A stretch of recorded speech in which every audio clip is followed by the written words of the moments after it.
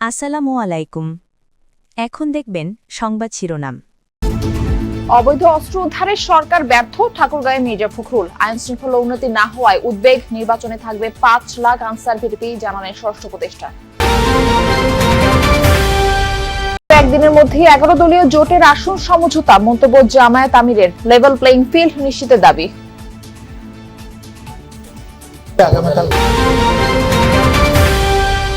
নির্বাচন কমিশনে আপিল নিষ্পত্তির তৃতীয় দিনে প্রার্থিতা ফিরে পেলেন আরো ১৯ জন। দ্বৈত নাগরিকত্বের কারণে বাতিল হলো চট্টগ্রাম ৯ জামায়াতের আমির প্রার্থী ডাক্তার ফজলুল হকের আবেদন।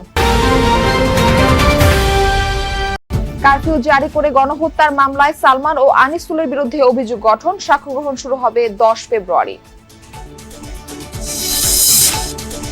এতক্ষণ দেখছিলেন সংবাদ শিরোনাম, এখন দেখবেন বিস্তারিত। নির্বাচন সামনে রেখে অবৈধ অস্ত্র উদ্ধারে ব্যর্থ সরকার। আইন শৃঙ্খলা পরিস্থিতি এখনো উন্নতি হয়নি, এমনটা বলেছেন বিএনপি মহাসচিব মির্জা ফখরুল ইসলাম আলমগীর। সকালে ঠাকুরগাঁওয়ের নিজ বাসভবনে সাংবাদিকদের বিভিন্ন প্রশ্নের জবাবে এসব কথা বলেন তিনি। নির্বাচনের আগে আইন শৃঙ্খলা পরিস্থিতির উন্নয়ন ঘটবে এমন প্রত্যাশা বিএনপির। ক্ষমতায় গেলে তিস্তা, পদ্মা সহ অভিন্ন নদীগুলোর বিষয়ে ভারতের সাথে আলোচনার মাধ্যমে পানির ন্যায্য হিস্সা আদায় করা হবে, এমনটা জানান ফখরুল। বলেন, ভারতের সাথে পারস্পরিক সম্মান বজায় রেখেই দাবি আদায় করবে বাংলাদেশ।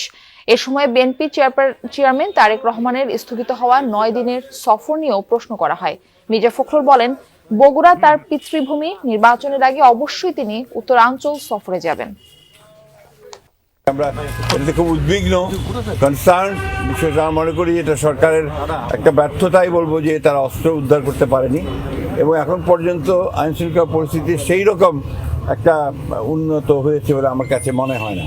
তবে আমি আশাবাদী, আমি মনে করি যে নির্বাচন চলাকালীন সবাই সেটা ইমপ্রুভ করবে আরো। জাতীয় সংসদ নির্বাচনে সারা দেশের ৪২,৭৬৬টি ভোট কেন্দ্রের প্রতিটিতে ১৩ জন করে ৫,৫৫,৯৫৮ জন আনসার ভিডিপি সদস্য দায়িত্ব পালন করবেন বলে জানিয়েছেন স্বরাষ্ট্র উপদেষ্টা জাহাঙ্গীর আলম। জানান, প্রতিটি ভোট কেন্দ্রে নিয়োজিত ১৩ জন সদস্যর মধ্যে থাকবেন ৩ জন অস্ত্রধারী, ৬ জন অস্ত্রবিহীন পুরুষ সদস্য এবং ৪ জন অস্ত্রবিহীন নারী সদস্য। অতিরিক্ত নিরাপত্তা ব্যবস্থার অংশ হিসেবে প্রতিটি কেন্দ্রে নিয়োজিত ৩ জন অস্ত্রধারী সদস্যের মধ্য থেকে একজন নির্বাচনকালীন সময়ে প্রিজাইডিং অফিসারের সঙ্গে সার্বক্ষণিকভাবে দায়িত্ব পালন করবেন। সারা দেশে ১,১৯১টি Ansar battalion striking force team মোতায়েন থাকবে। সকালে গাজীপুরে আনসার ও ভিডিপি একাডেমির ইয়াদ আলী প্যারেড গ্রাউন্ডে সমাপনী কুচকাওয়াজ অনুষ্ঠানে এসব কথা জানান স্বরাষ্ট্র উপদেষ্টা। নির্বাচন প্রক্রিয়াকে বাধাগ্রস্ত করে এমন কর্মকাণ্ড থেকে বিরত থাকার পরামর্শ দেন স্বরাষ্ট্র উপদেষ্টা। ৪২,৭৬১টি ভোট কেন্দ্রে প্রতিটিতে ১৩ জন করে সর্বমোট ৫,৫৫,৯৫৮ জন আনসার ভিডিপি সদস্য দায়িত্ব পালন করিবেন। প্রতি ভোট কেন্দ্রে নিয়োজিত ১৩ জন সদস্যের মধ্যে থাকবেন ৩ জন অস্ত্রধারী, ৬ জন অস্ত্রবিহীন পুরুষ সদস্য এবং ৪ জন অস্ত্রবিহীন নারী সদস্য। আগামী ১-২ দিনের মধ্যে ১১ দলীয় জোটের আসন সমঝোতা হবে বলে জানিয়েছেন জামায়াতের আমির ডাক্তার শফিকুর রহমান। দুপুরে ইইউ প্রতিনিধিদের সাথে সাক্ষাৎ শেষে ব্রিফিংয়ে এই কথা জানান তিনি।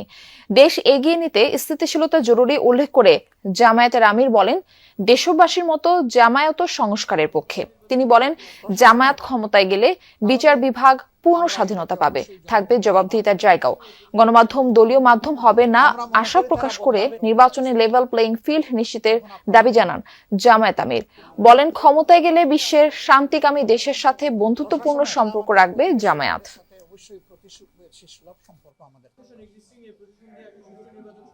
আমরা মনে করি তারা আগামীকালকের ভিতরে সমাধান আছে। কালকে আপনারা ইনশাল্লাহ হয়তো দাওয়াত পাবেন। তারা ২০০ প্রতিনিধি দল পাঠাবেন। একটা সমাজের উন্নয়নের জন্য, এগিয়ে যাওয়ার জন্য স্থিতিশীল সমাজ ব্যবস্থা খুবই গুরুত্বপূর্ণ। আমরা চিন্তা করছি নির্বাচন হয়ে যাওয়ার সাথে সাথে নির্বাচনে অংশগ্রহণকারী সকল দল এবং পক্ষ যদি আমরা খোলা মন নিয়ে একসাথে বসতে পারি যে আগামী ৫টা বছর দেশের স্থিতিশীলতার জন্য আমরা সর্বোচ্চ কি করতে পারি। তৃতীয় দিনের মতো আপিল নিষ্পত্তি চলছে নির্বাচন কমিশনে। শুনানি হবে 70টি আপিলের। এখনো পর্যন্ত 36টি আপিলের শুনানি করেছে নির্বাচন কমিশন। এর মধ্যে প্রার্থিতা ফিরে পেয়েছেন 19 জন এবং স্থগিত হয়েছে 2 জনের আপিল এবং 1 জনের প্রার্থিতা বাতিল হয়েছে। দ্বৈত নাগরিকত্বের কারণে চট্টগ্রাম 9 আসনের জামায়াতের প্রার্থী AKM ফজলুল হক সহ 13 জনের আপিল নামঞ্জুর করেছে ইসি। সোমবার সকাল 10টায় রিটার্নিং কর্মকর্তার সিদ্ধান্তের বিরুদ্ধে দায়েরকৃত আপিলের উপর শুনানি শুরু করে ইসি। বেশিরভাগ আপিলকারী তাদের প্রার্থিতা ফিরে পাচ্ছেন। এর মধ্যে রিটার্নিং কর্মকর্তা যেসব যুক্তি দেখিয়ে মনোনয়ন বাতিল করেছিল তার বেশিরভাগই টিকছে না। দ্বৈত নাগরিক, ঋণ খেলাপি, স্বতন্ত্র প্রার্থী হওয়ায় 1% ভোটারের স্বাক্ষর সম্বলিত তথ্যাদি প্রমাণ করতে না পারায় তাদের আপিল নামঞ্জুর করেছে ইসি। আপিল নিষ্পত্তি চলবে আগামী 18 জানুয়ারি পর্যন্ত। নির্বাচন কমিশনকে আমার নতুন হলফনামার যে পূর্ণাঙ্গ কপি সেটা দিয়েছি এবং আমার ব্যক্তিগত অঙ্গীকারপত্রটা দিয়েছি। মাননীয় নির্বাচন কমিশন আমার তা গ্রহণ করে আমাদেরকে গাজীপুর 1-2 আসন নির্বাচন করার জন্য আজকে বৈধ ঘোষণা করেছেন। নমিনেশন দাখিল করার সময় আমার শিক্ষাগত যোগ্যতা সার্টিফিকেট আমি তখন জমা দিতে পারিনি। পরবর্তী শুনানি দিয়ে আমি দিয়েছিলাম, কিন্তু তা ওনারা গ্রহণ করেন নাই। হ্যাঁ, নামঞ্জুর হয়েছে। দর্শক, নির্বাচন কমিশনে আমাদের সহকর্মী লাভলি বিথি রয়েছে, আমরা তার সাথে যুক্ত হব সেখানকার খবরাখবর জানতে। বিথি, প্রার্থিতা ফিরে পাওয়া আপিল নিষ্পত্তিতে আপনার কাছে নতুন কি কি তথ্য রয়েছে সব মিলিয়ে বিস্তারিত জানাবেন আমাদের।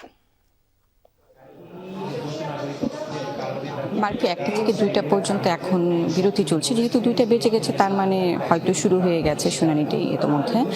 আর এখন পর্যন্ত 36 জনের সিরিয়াল শেষ হয়েছে, কিন্তু শুনানি হয়েছে 35 জন, কারণ ঢাকা 18 আসনের বিএনপি যে প্রার্থী হাসান হাবিব তিনি এখনই এসে উপস্থিত হতে পারেননি। 35টি শুনানির মধ্যে ইতিমধ্যে তো আপনি জানিয়ে দিয়েছেন।